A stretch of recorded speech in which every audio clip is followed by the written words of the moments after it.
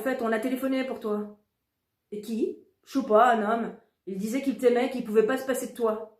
J'ai réussi à mentir sans que ma voix tremble. Maman, elle rougit et lance. Mais c'est quoi cette histoire?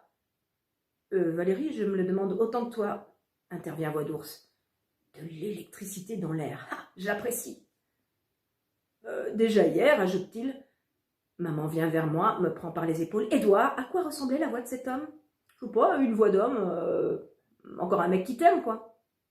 Édouard, lance maman avec des larmes dans ses yeux. Édouard, ne me mens pas. C'est toi qui as manigancé tout ça? Oh, ça va, fiche-moi la paix, dis-je. J'en ai marre. Et je les planque là, tous les deux. Et je cours dans ma chambre où je m'enferme à double tour. T'es dégueulasse, Édouard. Pourquoi t'as fait ça, maman? Je sais pas, elle m'énerve avec son grizzly, là. Bientôt, il dormira dans mon lit.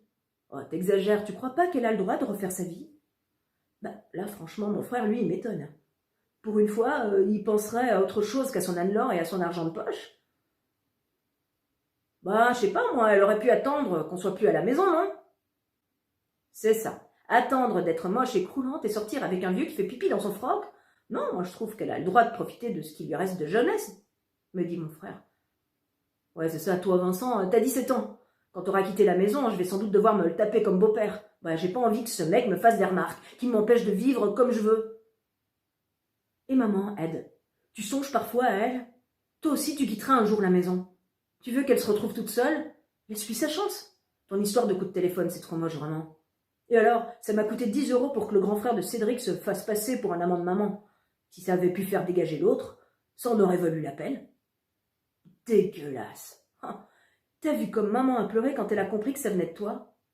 Il m'énerve. S'ils se liguent tous contre moi, j'ai plus qu'à me casser alors, hein. N'empêche qu'il a pas tort, ça m'a fait mal de voir pleurer maman. Ça me met encore plus insupportable que la présence de Voix d'ours. Alors, Édouard, tu dis plus rien?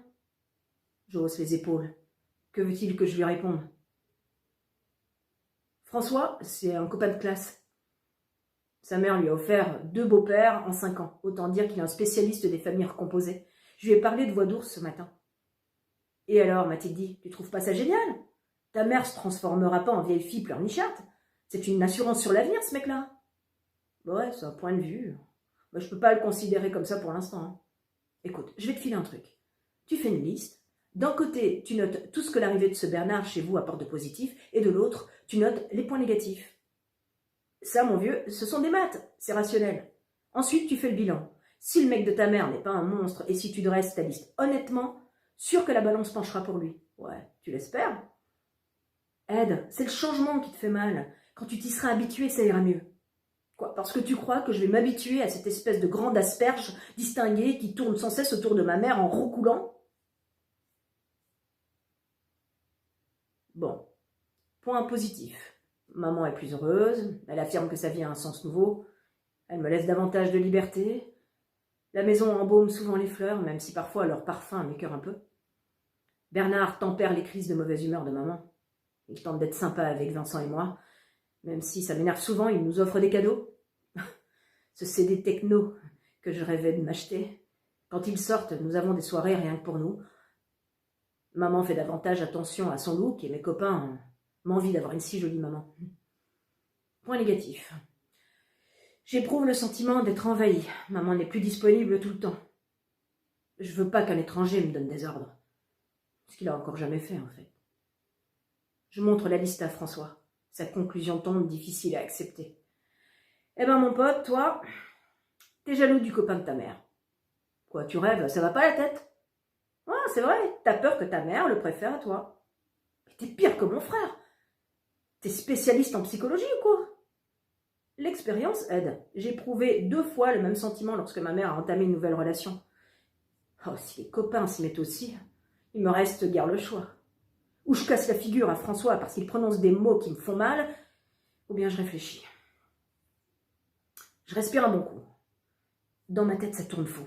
J'ai l'impression qu'on secoue ma cervelle dans tous les sens. Donc Vincent affirmerait avec un large sourire que je pense trop. Purée, qu'est-ce que maman est allée faire là? Je vivais tranquille, moi. Je vivais tranquille avant qu'elle ne fiche mon petit univers en l'air avec son histoire d'amour. J'en ai marre dis-je en shootant dans une poubelle. Eh, c'est pas la peine de te prendre pour Ronaldo, ça résoudra rien. Je vais te filer un autre truc qui te sera sûrement utile. Le nouveau truc de François, quand tu sens que tu t'énerves, tu fermes les yeux et tu respires profondément jusqu'au moment où tu te calmes. Oh, moi, ça m'énerve plus qu'autre chose. Aujourd'hui, ça fait exactement 2 mois que Voix d'ours est venu manger pour la première fois à la maison.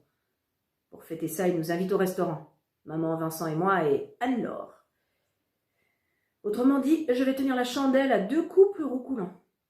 Anne-Laure et mon frère, ils sont ensemble depuis 9 mois. Elle a presque 15 ans, de superbes cheveux blonds qui lui glissent dans le dos comme une rivière, des grands yeux bleus comme la mer des Caraïbes, et un air complètement bête quand elle regarde mon frère et qu'elle lui dit « Je t'aime ». Voix d'ours me propose de choisir le resto. « Honneur aux plus jeunes » tonne-t-il dans la cuisine. « Fast C » dis-je. « Pardon ?» me demande-t-il avec un point d'interrogation dans les yeux. « C'est comme chinois, tu connais, la Chine, c'est le plus grand pays d'Asie. »« Ouais, je sais, répondit-il, visiblement soucieux. »« Fast C, fastoche !»« J'y comprends rien non plus, lance ma mère. »« C'est pourtant simple, maman, déclare Vincent. »« Ah, mais pour une fois qu'il intervient en ma faveur, celui-là !» Je me mets à rire dans la pauvre tête désemparée du grand Bernard. « Chinois, dis-je. Fast food chinois. Faut que je te fasse en dessin ?» T'as le sens du raccourci, je vais m'entraîner pour mieux te comprendre. « Ah, mais tu devras te lever tôt, je suis pas si facile à saisir que tu le crois. Hein. » Nous éclatons de rire. Ça soulage plus que les respirations profondes de François. Faudra que je lui file mon truc à moi. Pour la première fois, depuis qu'il est apparu dans ma vie, je suis content que Bernard soit là. Je m'habitue doucement à sa présence. François avait raison. Les semaines passent et maman est toujours aussi resplendissante de bonheur. S'ils se disputent, ils le font quand nous ne sommes pas là, parce que lorsque Vincent et moi les voyons, ce sont toujours des roucoulements et des yeux doux. Pire, la maison s'est transformée en ménagerie. « Tu veux un peu de vin, ma puce ? Dis, lapin, où as-tu mis le marteau ? Une larme de lait dans ton café, mon canard ? Je t'aime, toutou. Moi aussi, ma souris. » Et j'en passe. Je vais finir par oublier que maman se prénomme Valérie. Nous sommes le dimanche 28 mars. Il est exactement 14h28 et 37 secondes. Autour de la table de la salle à manger, il y a Vincent qui doit rejoindre Anne-Laure dans moins d'1 heure, maman, Bernard et moi. Nous achevons tous tranquillement le tiramisu préparé par maman quand la bombe éclate. Maman dépose sa cuillère, se tourne vers son chéri et lui murmure « On leur annonce ?»« Si tu veux, répondit-il en lui prenant la main. »« Édouard, Vincent ?» commence maman. Ça sent grossit. Sans nous concerter, mon frère et moi, nous nous jetons sur le dessert et nous l'achevons avec gourmandise. « Délicieux, déclare Vincent. Il y en a encore, dis-je. Édouard, Vincent, répète maman, Bernard et moi avons à vous parler. Quoi, t'es enceinte demande mon frère. Rien que l'idée me fiche. La panique et je sens que le repas fait des nœuds dans mon estomac. Mais non, idiot, répond maman en souriant. Alors dis-je pas vraiment soulagée. Bernard et moi sommes amoureux l'un de l'autre. Mazette, la grande nouvelle, la planète entière est au courant, clame Vincent. Et nous avons décidé de nous marier, poursuit maman. La belle affaire. Fallait s'y attendre. Vite, le truc de François. Je ferme les yeux et je respire un grand coup. Ça donne rien. Le visage de Jean-Philippe Dumont, mon père, surgit dans ma mémoire. Et notre père, dis-je sans réfléchir, tu l'as tout à fait oublié, lui? Mon allusion à notre père fait pâlir maman. Oh non, crie Vincent. Ed, t'es vraiment nul. Laisse ce type au placard. Depuis combien d'années il s'occupe plus de nous? On sait même pas où il vit. Maman et Bernard nous regardent en silence. Il faudrait être aveugle pour ne pas remarquer qu'elle se retient de pleurer. Ça, je le supporte pas. Maman, laisse tomber. Ça vous fait plaisir que nous nous marions? Demande-t-elle d'une voix légèrement tremblante. Bah, c'est dans l'ordre naturel des choses, répond Vincent. On s'aime, on se marie. Pas vrai? Et toi, Édouard? Qu'en penses-tu? Ajoute maman visiblement inquiète. Alors, je devrais l'appeler papa? Dis-je en regardant Bernard. Mais non, gros malin. Tu m'appelleras comme tu le désires, me répond-il avec un bon sourire. Même boudin ou crotte de lapin? Dis-je. Disons que je préférerais Bernard, dit-il. Autrement, je risque de ne pas me reconnaître. Ça te ferait plaisir qu'on se marie? Insiste maman. Je sais pas, moi. Si elle croit que c'est facile à exprimer. Ouais, disons que ça me dérange pas. Maman m'adresse un petit sourire soulagé. Bernard se penche vers elle et lui fait un tendre bisou sur le front. Vous avez déjà décidé de la date, demande mon frère. Parce que moi, j'ai envie que vous fassiez une fête, une super grande fête. Moi aussi, dis-je tout bas avec un léger pincement au cœur. Maman laisse aller sa tête contre l'épaule de Bernard. Il se sourit comme deux bananes épanouies. Mon copain François n'a peut-être pas tort. Voix d'ours est sans doute une assurance sur l'avenir.